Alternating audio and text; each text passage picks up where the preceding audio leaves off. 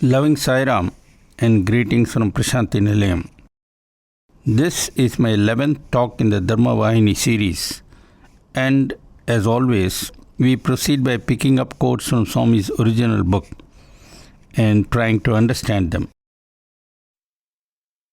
My first quote for today is the following. Quote, high and low, rich and poor, male and female, all are affected by illness, and all have the right to seek the drug that cures the illness of repeated birth. All have the right to the drug named Brahma Vidya, knowledge or awareness of Brahman, which is the most effective cure. Brahma Vidya is the heritage of all. According to the stage reached by each and the degree of development in spiritual discipline attained and the extent of assimilation of the drug, each person will improve in health, that is to say, in peace and equanimity. However, along with the drug, the regulations regarding the mode of living have also to be strictly adhered to. End of quote. Before I try to discuss this quote, maybe I should present one more quote because that one also is closely related to the one I have just presented. That quote goes as follows. Quote, the drug Brahma Vidya has to be supplemented and strengthened by the appropriate dharma as well as the cultivation of bhakti, jnana and vairagya. Dietary and other restrictions are essential components of the treatment of illness. So also, mere initiation into Brahma Vidya alone is not enough. Without Sama, Dhamma and the other moral spiritual excellences, no one, be he emperor or bondsman, high-born or low-born, can reach the goal. End of quote. Basically, there are two important points made in the quotes I have just presented.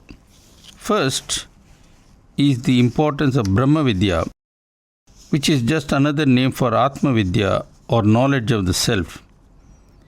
Basically, what these words, Brahma Vidya and Atma Vidya, essentially tell us is that we must become aware of the fact that we are ourselves God or Brahman or the Atma.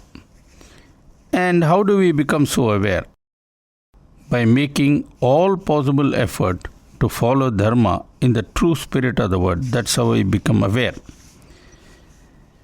Swami compares this adherence to Dharma to taking a medicine. This is a good point to make a reference to discourses of more recent times, in which Swami used two critical words, Aushadam and Patyam. Aushadam means medicine and Patyam means diet restriction. Swami says that when we have a medical problem and go to a physician, he first gives us medicines and he then recommends diet restrictions. Swami adds that where spirituality is concerned, there is likewise an all-important medicine, which of course is Dharma. What about the equivalent of diet restrictions? Swami has an answer for that also in the above quotes. If you had followed the second quote carefully, there are two important words occurring there, Sama and Dhamma. Now, Sanskrit words are not easy to translate and these two words are no different. Anyway, I shall try and do my best. Basically, Sama means equanimity, while Dhamma means sense and mind control. I am sure you can appreciate why equanimity is a must for following Dharma. Suppose one had to make a difficult decision. Unless one is clear-headed and is not bothered about whether others criticize or praise you, it is not possible to adhere to Dharma. A very famous example comes to my mind at this point. Many decades ago, Mahatma Gandhi launched a nationwide Satyagraha over a particular issue where grave injustice was being done by the British establishment to ordinary people, I believe farmers in particular. Gandhi was insistent that the campaign of civil disobedience must be totally non-violent. However, in one place, the agitation got out of control and the agitators burnt a police station, as a result of which many policemen were killed. Gandhi was very much pained over the unnecessary loss of life, and he promptly ended the Satyagraha, calling it a Himalayan blunder. He was widely criticized, but that did not bother Gandhi. He was untouched by praise or insults. For him, rigid adherence to the principle was absolutely vital. There could be no compromise whatsoever. As for mind and sense control, I guess I do not have to explain why it is so very important if you are serious about adherence to Dharma. So, in brief, diet restrictions in the present context really imply and boil down to sense and mind control. Now, if you go through Swami's discourses, especially those delivered in the old days, you would see how much importance he gave to this issue, particularly sense and mind control. Without sense and mind control, there is no Trikarna Suddhi, which means purity of thought, word and deed. And said Swami, without Trikarna Suddhi, there is no evolvement towards spiritual purity. Of course, just as in the case of drugs administered for the ailments of the body, the dose of the drug depends not so much on age, but on the state of spiritual evolution of the seeker concerned. Beginners have small doses that are easy to absorb, while the more advanced ones have to take larger doses. It's like climbing a high mountain. It is easy at first, but as one approaches the peak, one has to put in more effort. The same sort of thing here. Now, in ancient times, sense and mind control was given very great importance. But curiously, at a time when the need for such control has become far more important than ever before, we seem to be not only paying less attention to sense and mind control, but almost giving it up by rubbishing it.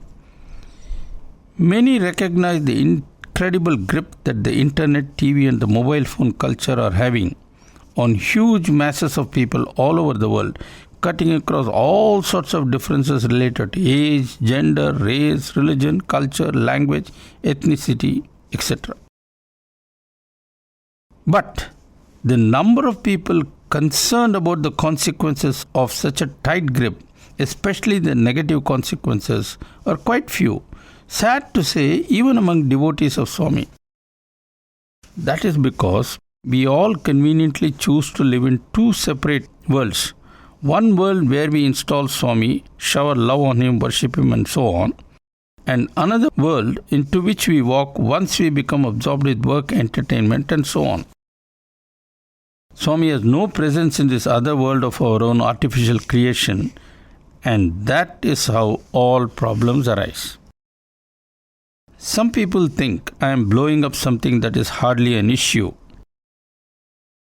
Others shrug their shoulders and say, well, this is an age of globalization. TV, internet and the mobile phone are here to stay. There is nothing you can do about it. And so on. Some years ago, I was forced to attend a presentation by a rep of a TV channel here in India.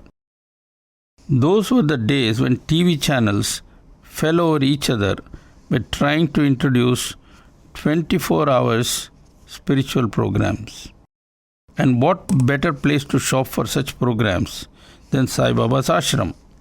So they all came here, these smart market executives with their laptops, PowerPoint presentations and whatnot.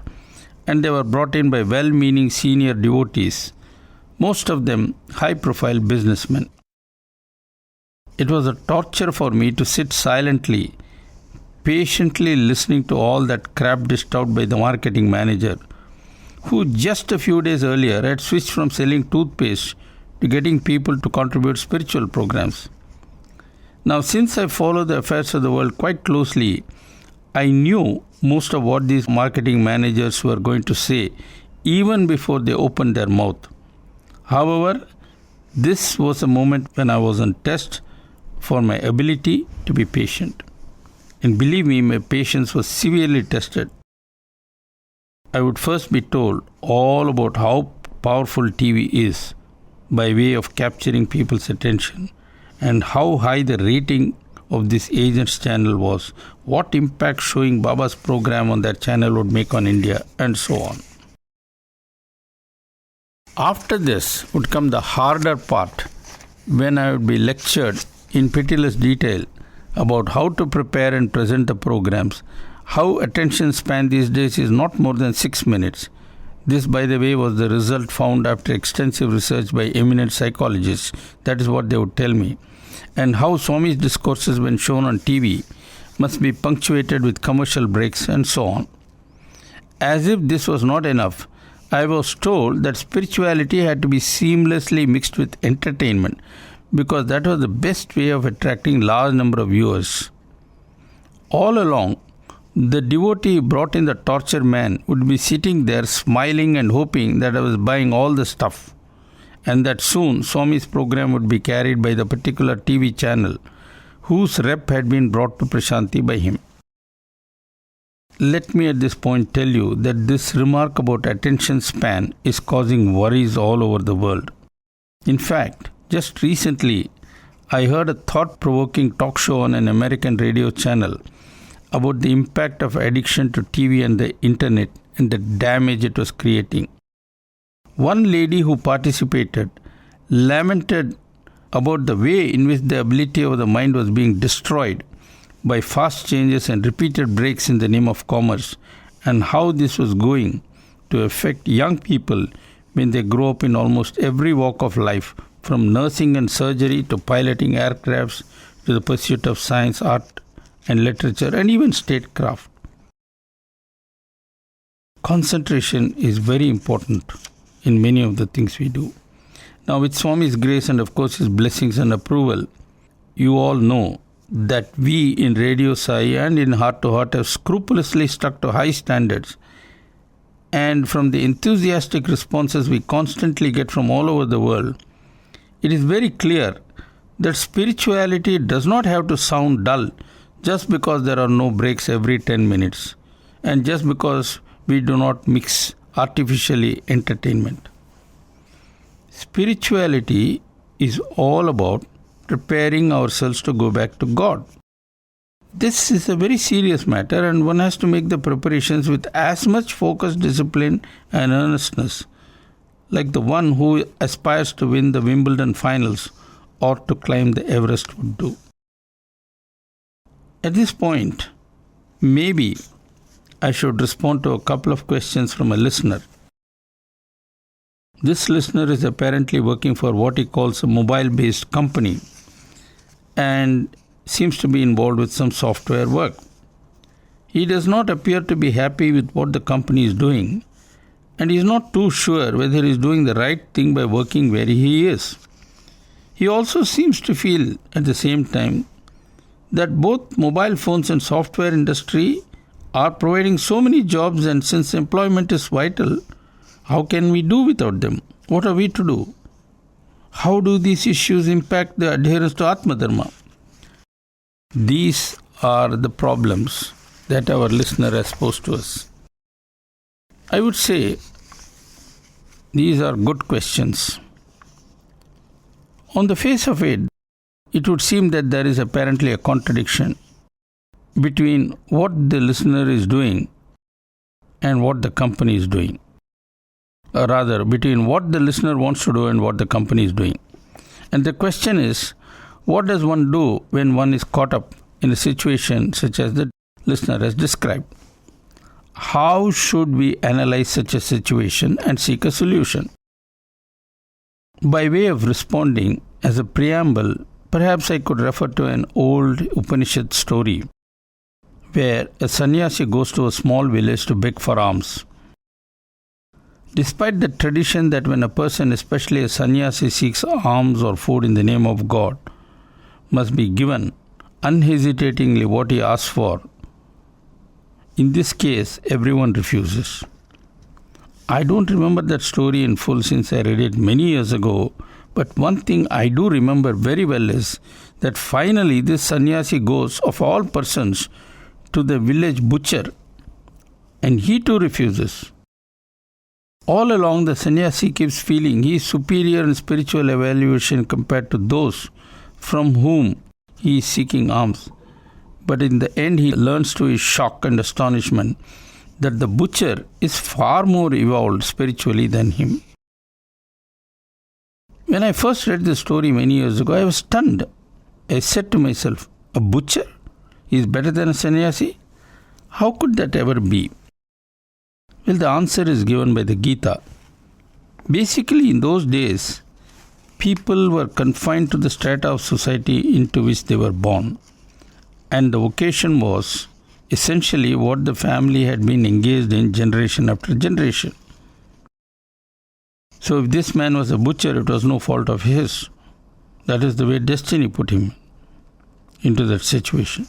Now the Gita clearly says, perform your duty in the situation destiny places you, but with full devotion to your parents and God. When it came to duty, it turned out that the butcher scored more points than the sannyasi, though the sannyasi meditated, chanted Vedas and all that. That is the critical point.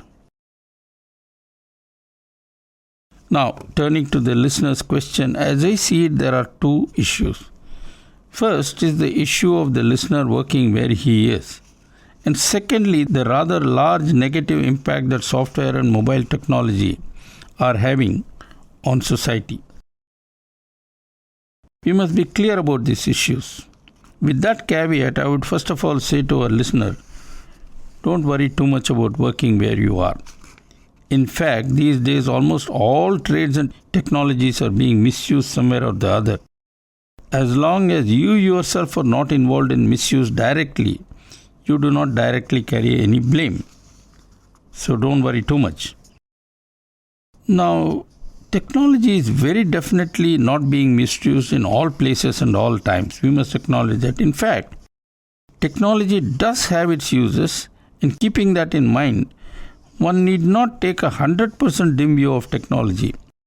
I have myself worked not only in the frontier areas of science, but in a limited way in frontier areas of technology, having been earlier associated with a program to develop parallel computers and to set up a silicon foundry.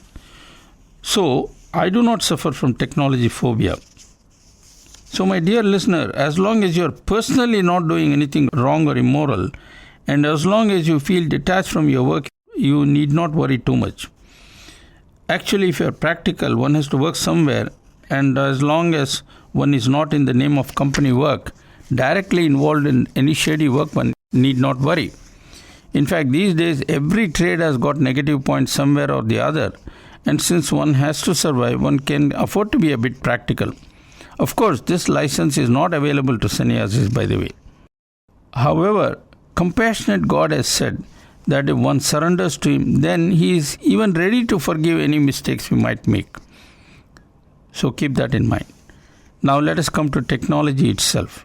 Here, the responsibility of those who form companies that develop and market certain technologies is different from what is expected of people like you and me who work in companies. These promoters of technology do carry a serious responsibility that they must never overlook. Let me give a simple example. These days, there is a lot of concern about the manner in which movies and other media agencies are being used in a subtle manner to promote the consumption of alcohol and cigarettes by young people. More specifically, this is the problem that is worrying many, including our current health minister. And what's the problem? The problem is the following. In many movies, apparently as a part of the development of the story, the hero is shown lighting a cigarette or helping himself to some alcoholic drink. It is not as if the movie director is trying to achieve a realistic portrayal of the hero and as a part of the development of the story. The truth is that this kind of scene is stuck in as a part of a deal between the one who markets alcohol and cigarette, as the case may be, and the movie producer. The movie producer gets money from the alcohol manufacturer or cigarette manufacturer, and the general idea is that the movie is used to influence young people Young people try hard to imitate celluloid heroes, and if these heroes drink and smoke on film, copying them, young and impressionable moviegoers would also do the same. This way, not only would the sale of alcohol and cigarette increase, but in fact they would become, the people who start smoking, the young people that is, would become lifelong addicts and thus lifelong customers of the companies that make and sell alcohol and cigarettes. But what about the immense harm being done to the young people and the equally great harm being done to society? Who cares? In fact, one must seriously worry and wonder whether society needs the cigarette industry, the alcohol industry, and the gambling industry, etc. So, in short, when it comes to setting up factories and industries, there is a great responsibility on the financiers and the company executives. I think you can think all these things through, and if you have questions, maybe you can shoot at us. Let me move on to the next quote. Quote, Dharma has no prejudice or partiality. It is imbued with truth and justice. So, man has to adhere to Dharma. He has to see that he never goes against it. It is wrong to deviate from it. The path of Dharma requires that man must give up hatred against others and cultivate mutual concord and amity. Through concord and amity, the world will grow day by day into a place of happiness. If these are well established, the world will be free from disquiet, indiscipline, disorder, and injustice. Whatever the thing you are dealing with, you must first grasp its real meaning, and then you have daily to cultivate it for your benefit. By this means, wisdom grows and lasting joy is earned. The two basic things are dharma and karma.